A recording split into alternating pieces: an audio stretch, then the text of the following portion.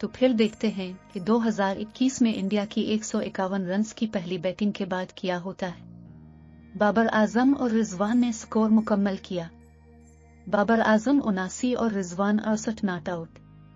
और हिंदुस्तानी तमाशाइयों के साथ क्या हुआ, इससे पहले और बाद में मोड किया था, तुम जीतो हारो हम तुम्हारे साथ है, लेकिन मुझे दिखाओ जो तुम कर सकते हो। पाकिस्तान जिंदाबाद।